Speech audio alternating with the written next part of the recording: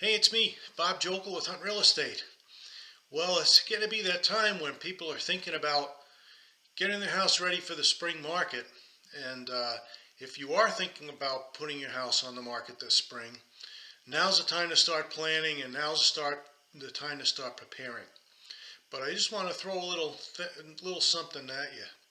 If you have the ability to put your house on the market right now, you'd be really happy if you did so, because you're going to get a great price for your house and very favorable conditions for your sale, because there's a lot less homes on the market right now. You have less competition right now, but there's still plenty of buyers out there. So if you can get your house on the market right now, I'd recommend you do so. But let's talk about the spring market. It's really right around the corner.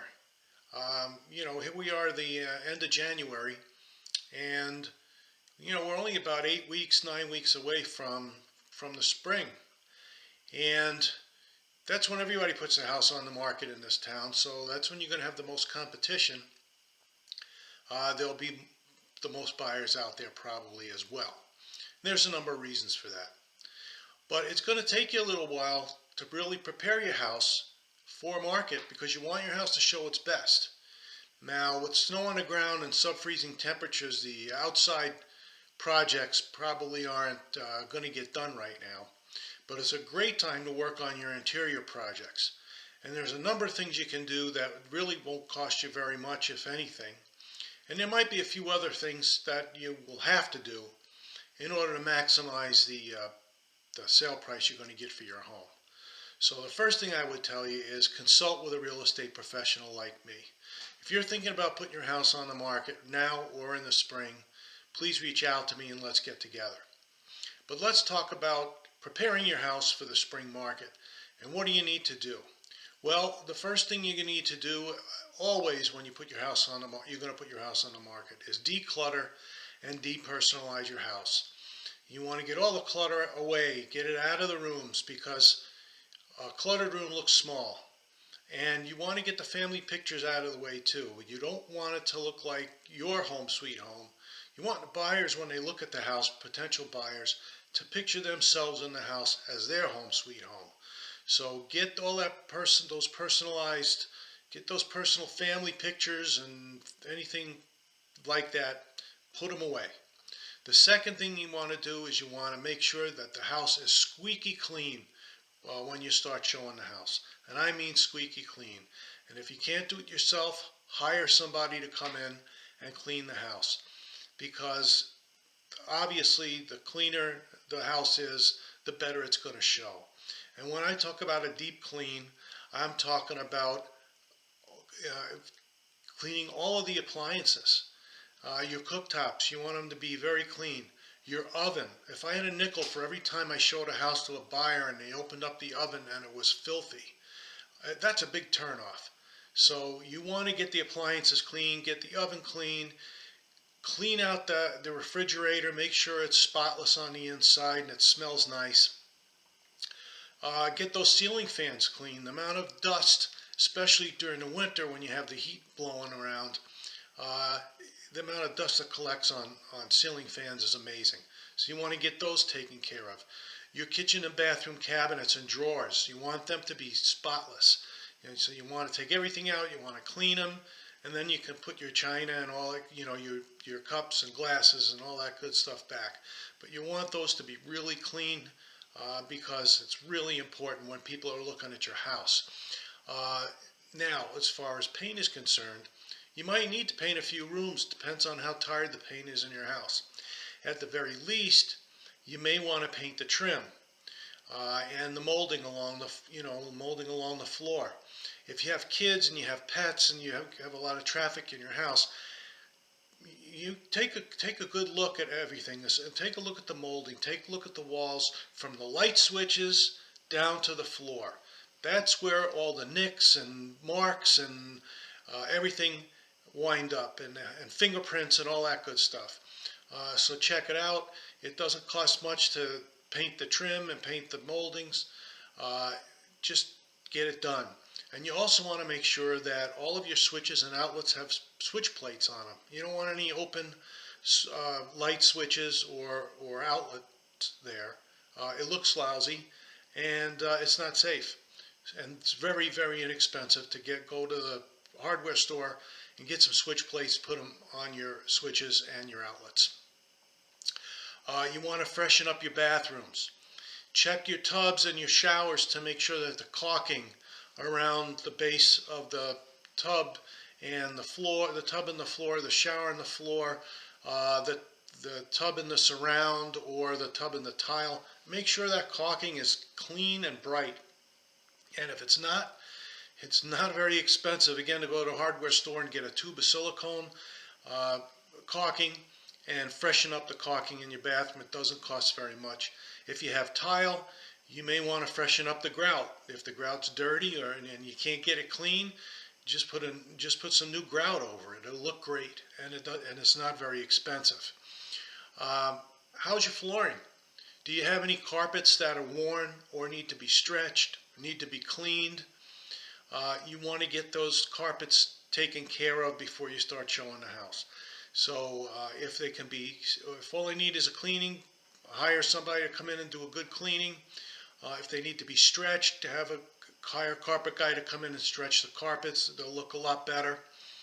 And in some cases, it may need to be replaced, either with carpet or with, LVT flooring. That's luxury vinyl tile, is extremely popular right now, and it looks great. And it's no more expensive for the most part than putting down new carpet. It might even be a little more cost effective. But it looks great. You can't hurt it.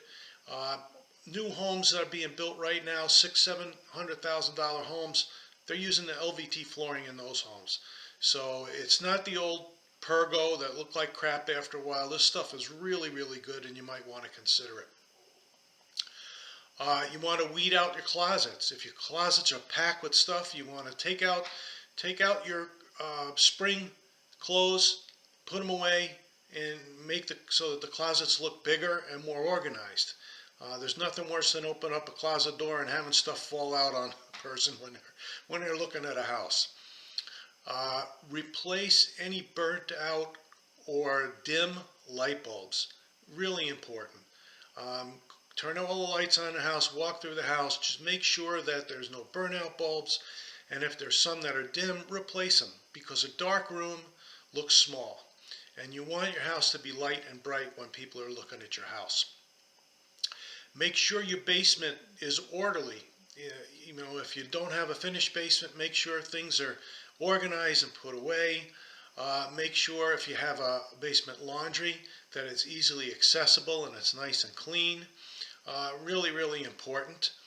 And make sure that your electrical panel, whether it's in your basement or in your garage, is easily accessible. Make sure your water meter is easily accessible. All these things are important because people want to check out the amperage in the house. If they get a home inspection, the home inspector is not going to move anything, so he's going to need access to those things as well. So doing that isn't going to cost you anything, it's just your time. Now, one thing you may want to consider, because now more and more buyers are starting to get home inspections again. During COVID and the last couple of years, we weren't seeing as many home inspections because we were getting 15, 20 offers on homes. And a lot of buyers were waiving inspections in order to make their contract look more appetizing to sellers. But since then, we're not seeing as many offers on homes. We are still seeing multiple offers in most cases, but we might be seeing 3 or 4 or 5 offers on a home instead of 20. And more buyers are requiring a home inspection as a condition of their contract. So you may want to think about getting your home inspected before you put it on the market, especially for safety issues. You want to make sure that you have GFCI outlets wherever you're supposed to have them. Make sure your electrical panel is wired correctly. Make sure your plumbing system's in good shape. Maybe have your furnace serviced before you put the house on the market. This way you know the furnace is in good operating condition. Change the filter. Really it doesn't cost that much to have that done. Spiff it up. But having your home inspected before you put it on the market might help you avoid some not so pleasant surprises. And above all, as I said in the beginning of this video, you know, have a consultation with a real estate professional, because we're going to be able to sit down with you, go through the house, recommend what you should do, what you need to do. It's up to you whether or not you want to do it, but it's going to give you a better idea of what you need to get done. And you want to get the interior stuff done ASAP, because if it's something that you need to hire a contractor for, you only have so many weeks to get it done. And depending on the availability of the contractors, good contractors are hard to come by. It might be a few weeks before they can even come and take care of it for you. So now's the time to get together with a real estate professional, hopefully me, if you're in Central New York, and get ready to prepare your house for the spring market, or to put it on the market right now. If you have any questions, please reach out to me. Please like this video and subscribe to my YouTube channel. I have plenty of other informational videos out there for you for selling your house or buying houses. And I would just love to get together with you and talk about your plans and see what we could do to make them happen.